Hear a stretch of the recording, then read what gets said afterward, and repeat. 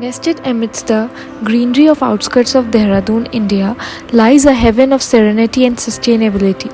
Today, we are here at Jeev Om Farm, where nature and nurture coexist harmoniously. The farm has indigenous Gir and Sahiwal breeds. The aim of Jeev Om Farm is to create sustainable and ethical environment for the cows. They believe that a happy cow leads to a superior produce. Here you can see the naturally grown feed for the cows. Jeev Om Farm serve an example of how modern farming can be both productive and environmentally friendly. By adopting such practice, we can ensure a healthier planet for generations to come. They prioritize the health and well-being of the cows. Regular checkups, a balanced diet, and a stress-free environment ensure physical and emotional comfort.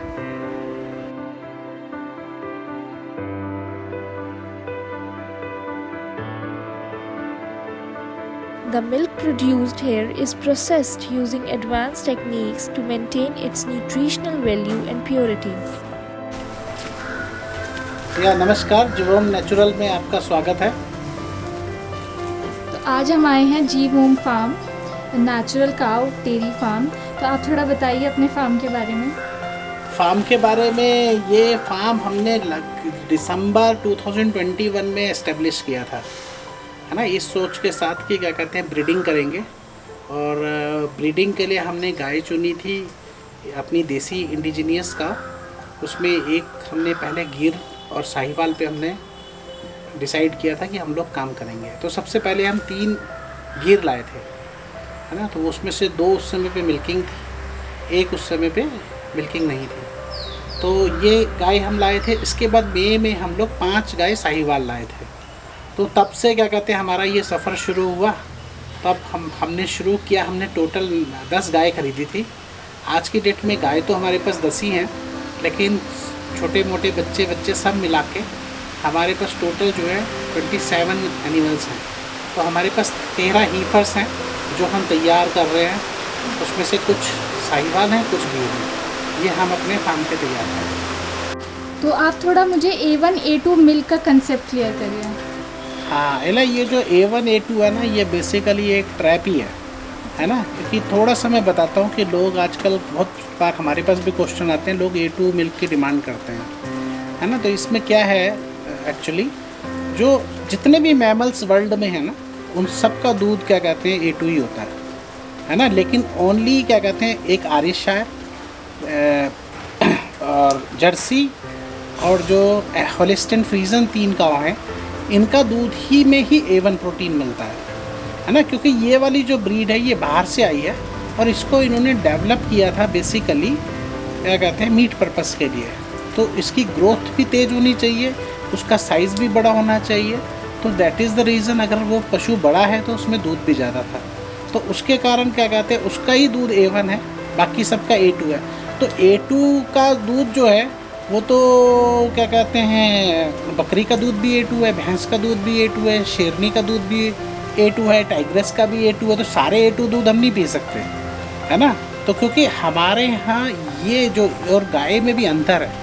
जो मैंने पहले बताया, जो foreign breed की गाय है वो boss taurus है उसका साइंटिफिक नेम। और जो हमारे यहाँ जो गाय है, जो हमारी देसी गाय है, उसका नाम है बॉस इंडिकस।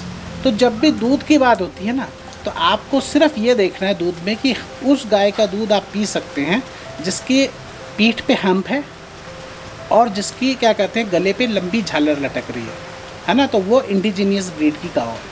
तो उसमें कोई भी हो सकती है, उसमें गिर हो सकती है, उसमें थारपारकर हो सकती है, उसमें आपकी बद्री हो सकती है, कानक्रेज हो सकती है, हरियाणवी नस्ल हो सकती है।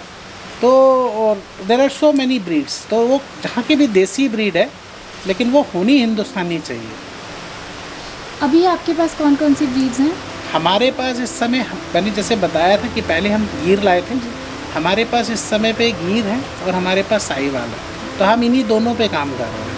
और अभी आपके क्या क्या प्रोडक्ट्स हैं जो आप सेल कर रहे हैं? बेसिकली हम लोग जो है ना, हम लोग ब्रीडिंग में हैं। तो हम लोग क्या करते हैं कि जैसे मैंने आपको बताया कि मेरे पास 13 हीफर्स हैं।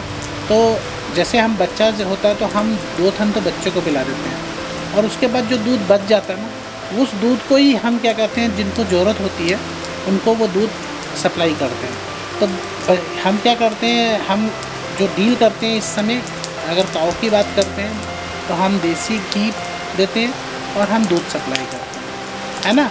ऑर्डर पे अगर किसी की रिक्वायरमेंट है तो हम पनीर भी देते हैं, और जब हम घी बनाते हैं, मक्खन बनाते हैं, तो उस समय हमारे पास छाछ की भी अवेलेबिलिटी होती है, तो हम छाछ भी देते हैं। एक हमारे गढ़वाल की लोकल डेलिकेसी है पल्लर, वो भी हमारा काफ़ी चलता है। तो वो सब रिलेटेड है घी से। जब हम लोग क्या कहते हैं, हमारे पास दूध की मात्रा अच्छी बच जाती है, तो उस दूध से हम क्या कहते हैं, घी बनाते हैं। उस समय पे ये प्रोडक्ट भी अवेलेबल होते हैं। और आप थोड़ा सा मुझे बताएंगे आपकी जो काउज है उनकी फीड के बारे में, किस तरीके ओके, की फीड होती है? फीड मैनेजमेंट मैंने आपको दिखाया था, पीछे हमारा पूरा मक्का लगा हुआ है और हरा लगा हुआ है। वो 6.25 बीघा में क्या कहते हैं, हमने उनके खाने का फीड लगाया हुआ है ना। और फ्रंट में भी जब आपने एंटर किया होगा वहाँ पे नेपियर लगी है। तो ये तो हरा हम जो हमारे अपने फार्म पे होता है वो खिलाते हैं। पूरे साल हम नहीं खिला पाते, बाकी समय हमें बाहर से भी लेना पड़ता है। तो एक तो हमारे यहाँ हरा होता है, दूसरा अभी आपको मैंने दिखाया था साइलेज हमारे पास है, तो हम इन्हें साइलेज भी खिलाते हैं, प्लस इनको दाना भी दिया जाता है, तो जिसको फीड बोलते हैं। उसके भी मैंने आपको कट्टे दिखाए थे, वो अंदर पड़े हुए हैं। तो इनको सब मिक्स करके दिया जाता है और इनकी 2 टाइम फीडिंग की जाती है। और हमारी जो गाय है ये खुले में रहती है, सिर्फ इसको सुबह और शाम हम बांधते हैं खाने के टाइम पे और मिल्किंग के टाइम पे, और उसके बाद ये अपने खुले रहती है। इनके पास 24 घंटे पानी अवेलेबल होता है, और ये अपनी मर्ज़ी से धूप में बैठे, छाया में बैठे, that is up to them. तो ये फार्म को लेके आपका मिशन और विजन क्या है? इस फार्म को लेके शॉर्ट टर्म विज़न जो हमारा है कि अब हमें 2 साल हो गए, तो हमारा विज़न ये है कि 5 साल में हम अपनी अच्छी ब्रीड तैयार कर दें। जब हमारे पास अपनी अच्छी ब्रीड तैयार हो जाएगी तो क्या कहते हैं, हम देखेंगे कि क्या कहते हैं उससे हम कितना मिल्क ले पाते हैं, क्योंकि हमारे यहाँ ब्रीडिंग पे बहुत कम काम हुआ है पिछले बहुत सारे सालों में। उसके बाद क्या करेंगे, हम लॉन्ग टर्म विज़न बताया आपको कि जैसे हमारे पास जो पुरानी गाय होगी वो हम गाँव वालों को देंगे ताकि वो लोग उसको मैनेज करें, क्योंकि हमारे पास एक कैपेसिटी है, हम यहाँ पे मुश्किल से 70-75 गाय रख सकते हैं, उसके ऊपर जा नहीं सकते। तो बाकी गाय जो होंगी हम आसपास के गांव वालों को देंगे, वो हमारे सुपरविज़न में उन गायों को पालेंगे। गांव वालों को मिल्क का रेट अच्छा नहीं मिलता है, तो वो लोग को यहाँ पे जो लोकल रेट है वो 40 रुपये के आसपास है। ये लोग मिक्स ब्रीड ही रखते हैं, हॉलिस्टन फ्रीजन। तो अगर ये इन गायों को रखेंगे तो ये गाय अगर उनको 8 लीटर भी दूध देगी, हम उन्हें 60-65 रुपये उनसे खरीद सकते हैं। तो हमारे पास एक मार्जिन है कि हमारा रेट ना बढ़े, हमारे पास मार्केट है, तो हम लोगों को अपना रेट ना बढ़ाते हुए सेम टाइम में सप्लाई कर सकते हैं, और किसान की आय भी दुगनी हो जाएगी, है ना। और दूसरा इससे क्या फ़ायदा होता है कि आप सबको पता है कि काऊ डंग और काऊ यूरिन बहुत इम्पोर्टेंट है नेचुरल खेती के लिए। तो हमारे यहाँ भी जो हम प्राकृतिक फार्मिंग करते हैं उसमें हम लोग क्या कहते हैं, काऊ डंग का मैन्योर यूज़ करते हैं। Thank you so much, it was so lovely to visit your farm. Thank you very much आयला।